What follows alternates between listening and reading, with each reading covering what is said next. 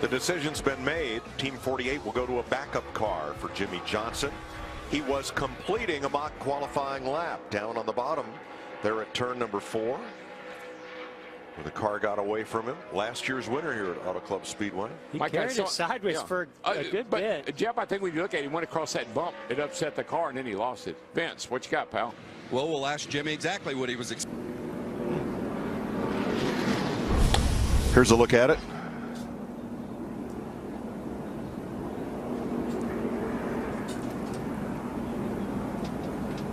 That started right there just before he actually got to the corner. Looked like he hit the wall a little bit as he got down there to turn 3.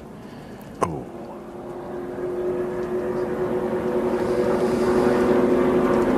If the right rear, something in the right rear. Because, Jeff, when we saw that shot, you see the car coming down the back straightaway, and it looked like something flew out from under it when he got down to the end of the straightaway there. He's got one of the best cars out there, one of the best drivers. Let's see what he does here. He's up high. Oh, he just asked a little bit too much out of it, like Jimmy Johnson did yesterday in practice. The car just steps out. Nice big slide. You'll see smoke come out of the right rear, and you'll probably hear the RPM pick up.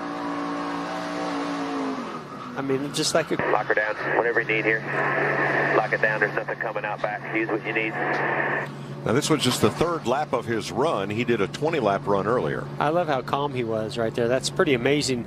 Car and blow an engine with 5 laps to go. Oh, we got a spin here. Matt Tiff around in the 19 car. Oh, hold the brakes. Yeah, get the brakes down. If we can. Rookie of the Year contender. Now this is where it gets interesting. Don't tear it up if the tires are flat. In stage 1, and we have our first caution of the afternoon, racing here with Bubba Wallace in the Purple 6. Well, Tiff tried to get to the bottom of Bubba and then hold it to the left and get the gas down to complete the pass. It got loose on him, and around he went. And I'm going to agree with Brad Keselowski. Action's going to pick up here on pit road. Going to make easy work of Wallace. How far can this 7 car go on those pressure tires? Oh, big wreck. Front stretch. He turned back down under you, hooked you. According to the spotter, there was contact. Yeah, he hooked your left rear. He turned down on you. You were fine. Second week in a row, the 2 cars crashed. By Eric Jones, is that what we're seeing, or did Menard come up?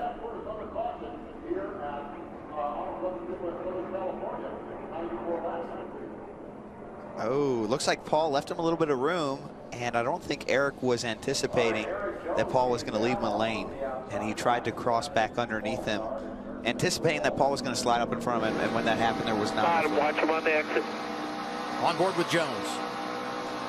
Yeah, you're right, Brad. I think that's just a racing. I don't think there's anything intentional there. Here.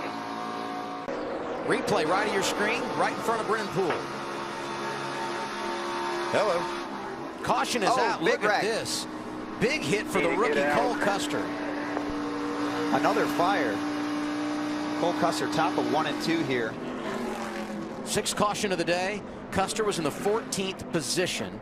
Let's see what happened here. Oh, that's not a good angle to hit the wall at. I've been there. Obviously, it already gotten turned when we picked up the shot into the corner. Again, you see another oil fire. Whenever you take these big hits with the front end of the car, all of the oil is contained in that front radiator, and it explodes and easily ignites on fire. Wow, you can see just head on into the wall for the 00 car. Yeah, I think Left rear probably went. I think it did. Now we know why he was nursing it. I think he was probably feeling that coming.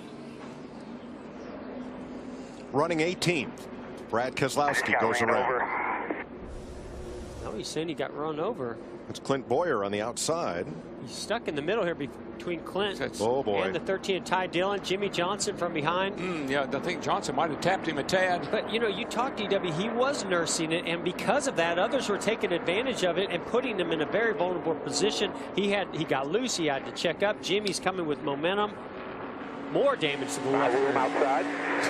Boy, this is not the way you want to start a race. Oh, my God. Almost 4 wide right there. A bit behind you, outside. Now, Keselowski was 17th. Jimmy Johnson was in a heck of a hurry. He did not get to qualify, had to start last. He was whipping his way through the field, and then he came up on that log jam. Well, I think it's one of those racing deals. When we take a look at this on replay, you're going to see the 13 of Ty Dillon. He's down under Keselowski. See a little damage on the 48 here. A little bit of damage to that right front corner. Not near as bad as what's on the 2. Here's Jimmy Johnson's radio. I don't think I hit him very hard, but I did touch him. Dang it, sorry. All right, guys, I got hit in the back as well, so we're going to have to come in and take a look at it. I don't remember the rear contact, Chad. There was a car right behind Johnson. I'm not sure how much contact pretty there was wadded there. up right there as they come off turn 4. I think we go back and look at that. We'll see. I think Keselowski was just in a bad spot. He may have even had to get out of the gas. And you can see what caused the damage to Jimmy's front bumper there. It's those bumper bars on the rear of the 2 of Brad Keselowski. Ty Dillon into Keselowski, who gets run into by Jimmy Johnson. Trouble on pit road with a 48. Yeah, Jimmy Johnson spun coming in, but this is a legal stop. The car is in the pit box. So he spun avoiding the 78 of Martin Truex, who was coming out of his pit. Truex is a lucky one in that situation there. He almost nailed 78. Watch this right here.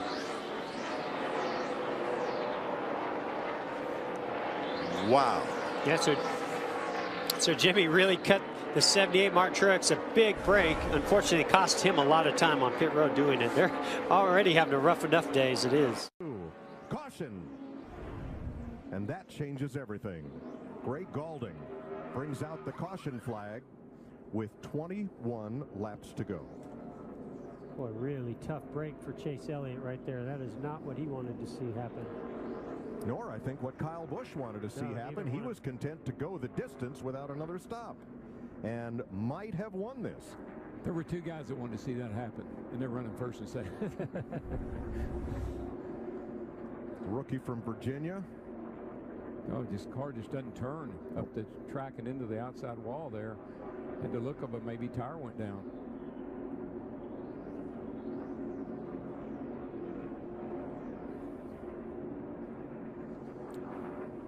Well, we know pit road. Hamlin got, oh man, Hamlin lost a bunch of time right there. Around goes Kenseth. Got a spin behind you. Ow! Hard hit with the right front for Matt Kenseth. Ow! Or left front, rather.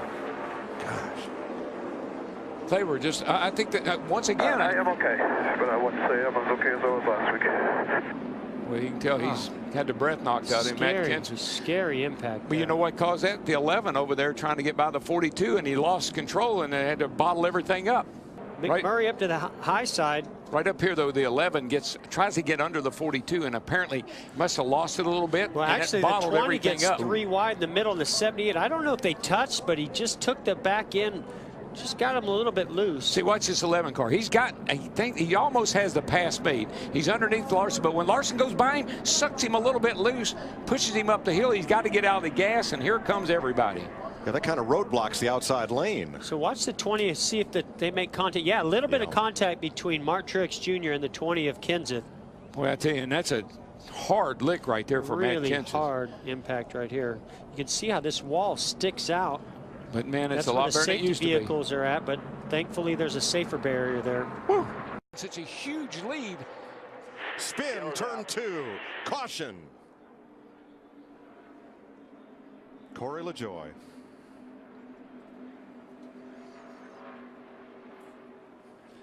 So, Larry Mack, caution with less than 10 laps to go. What do we do? Here goes Larson to the inside. For the lead, Kyle Larson. Under Denny Hamlin. Oh, trouble, turn 2. Ricky Stenhouse brings out the caution again. Now the question is, was Larson ahead of Denny Hamlin when that caution came out? At the last timing loop. Yeah. Before the caution. Pretty sure he got clear of him before that happened. Boom. Ooh. Oh, Bain slid up into Stenhouse. Not sure if Casey Kane was involved or if he got away on that one.